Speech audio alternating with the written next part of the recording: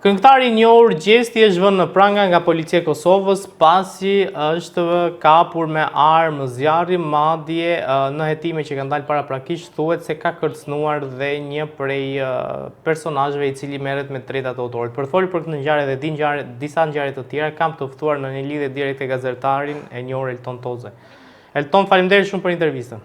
Përshëndetje, dhe gëzohem që u ripam pas kaq kohësh. Gjithashtu. Elton, siç duket, je në një ambient shumë të qetë.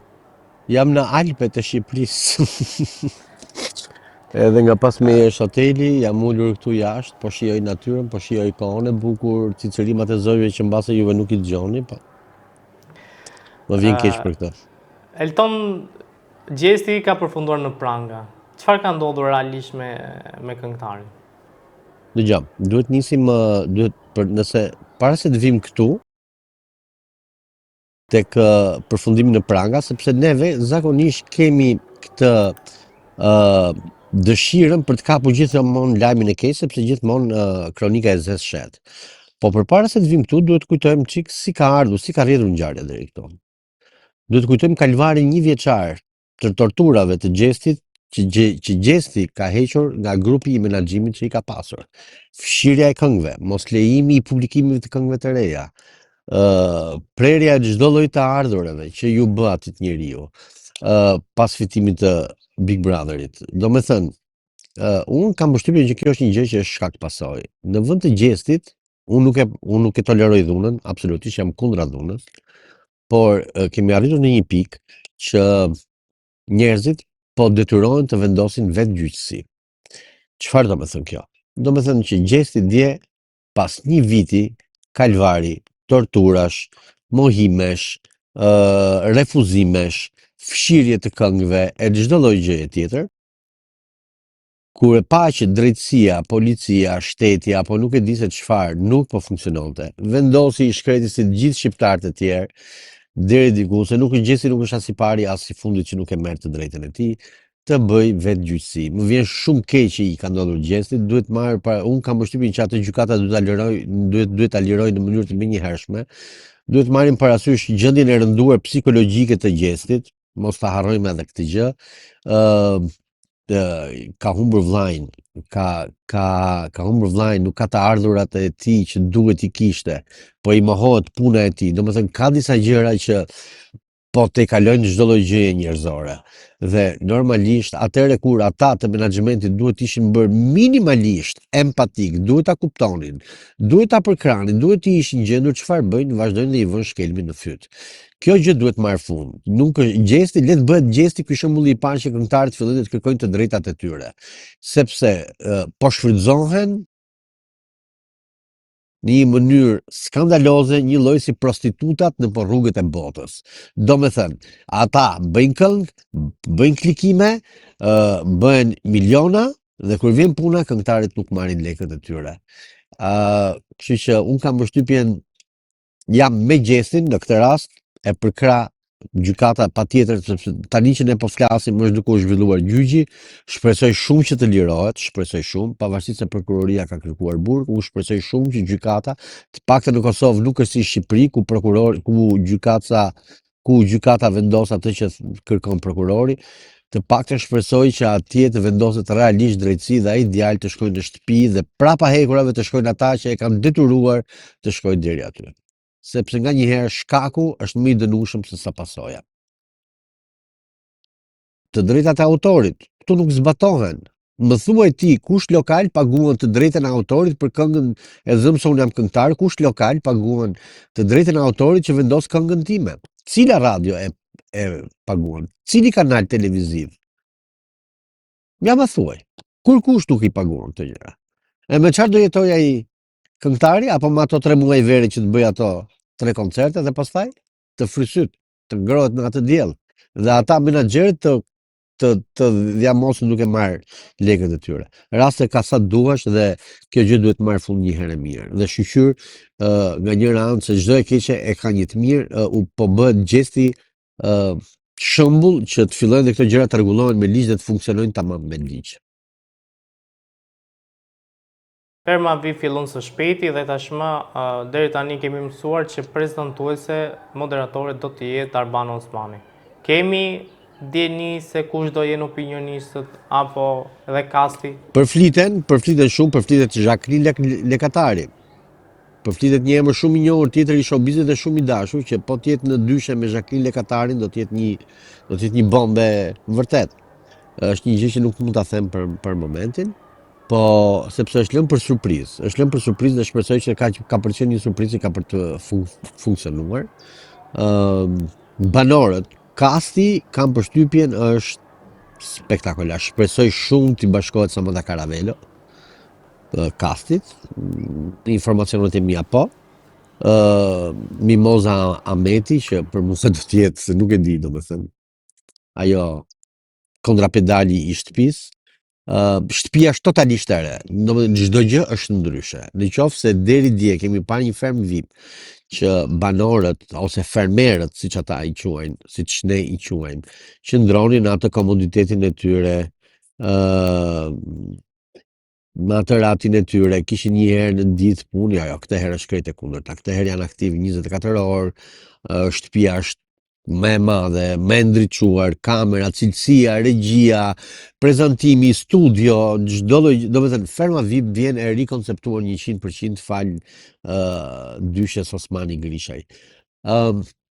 Është një dorë e lirë që Vita Production, Olta Dulaku që në këtë rast gjej rastin që ta përshëndes, Vita Production, e cila i ka lënë dorë të lirë dyshes Osmani Grishaj për të bërë më të mirën e tyre, duke mos i kursyer asnjë gjë. Më besoni, pak por e sigurt, Big Brother falimenton me fillimin e fermës VIP. Pse e thoni këtë që falimenton? E them këtë gjë që ferma VIP do e falimentoj Big Brother, duke pasur parasysh një herë dështimin për mua spektakolar që formati i Big Brotherit ka të vit. Një çorb, një gjë që ti smerret vesh ku është fillimi, ku është fundi, dinamika të stisura nga produksioni, lojtar më tepër në gjumë se sa janë duke luajtur, një Roger që pas ka marrë litra të tërë me aqe me vete për të larë të tërë zarfat e zinj që ati t'i futen në shtëpi, një lloj mos kokçari ndaj bullizimeve, madje kemi opinionistë që bullizojnë edhe nuk reagon kurkush, kemi informacione nga jashtë, një opinionist e jep kurkush nuk reagon, domethënë është një lloj jo rregulli, një lloj domethënë një lloj jo Big Brotheri, po një lloj trahanaje që se marrë vesh se me çfarë kanë gatuar këtë vit, më vjen keq, mungojnë 4 autorë në fakt që kanë qenë vjet. I është lënë një dorë e lirë me Sadiu Nedës, edhe 2 autorëve të tjerë, një lëmsh i madh me Kunatra, Teze, Kushurin, Halla, Xhaja që po i futen një banorit të caktuar në shtëpi apo një banor tjetër që instruktohet se çfarë duhet bëj, domethënë është e ka humbur vlerën. Ose ne jemi bërë kaq eksperta që tash kemi filluar kuptojmë çdo lloj lëvizje që ky Big Brother bën, edhe është i parashikueshëm 100%, nuk është më i paparashikueshëm siç ka qenë dikur në Big Brotherin e Ilir Shaqirit, Luiz Zellit, Egla Cenos apo edhe Gjestit. Domethënë është një Big Brother që është aq i lexueshëm dhe aq neve dim shumë mirë, domethënë që kur ti shikon promon, ti e di shumë mirë se çfarë do ndodhi, kush do dali, çfarë nominimi do bëhet.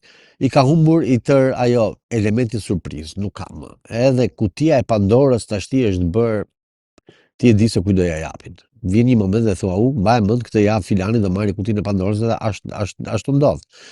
Unë të siguroj vetëm kaq që nëse Gimbo nuk del, domethënë se Gimbo, ata e kanë bërë të tërë këtë, po të shikosh ti ke nominimin e fundit, që është një nominim skandalos për t'i dhënë fuqi prap Mirit si lojtar, ku domethënë nuk lejohet lojtari ta marrë vetë fuqinë, po futet një produksionitor, angazhohet për t'i dhënë fuqi lojtarit. Kjo është e pamerituar, është e Se Elton, kush mendon ti se po favorizohet aty?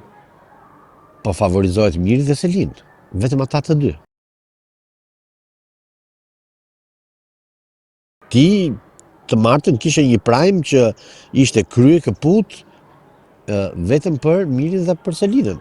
Në qoftë se është e kundërta, më thuaj dhe të kërkoj ndjesë. A u jepet mundësi banorëve tjerë që të luajnë, qoftë Mateo, Brikena, se ka dhe banorë që po luajnë, për shembull, Po pra po luajnë, ti ke Mateon, ti ke Stenardon, dëgja, ti përmendesh njerëzit e vdekur, dikujt brenda dhe ti nga njëra nuk kanë dhe faja, sepse për shembull, po të marr rastin e Ardit Murajtajt, një super lojtar që më vjen keq që nuk shkëlqeu aty brenda, po nuk u lejuar që të shkëlqente, sepse dha i shkreti nga njëra s'ka faj. Ti përmendesh babain e vdekur. T'ja bësh këngë, ta ofendosh në atë farfeje, ta prekësh do më të zhvarrosësh të vdekurit. T'ja fusesh në lojë dhe ti shikon që personi që këtë e ka bërë, jo vetëm që nuk qortohet,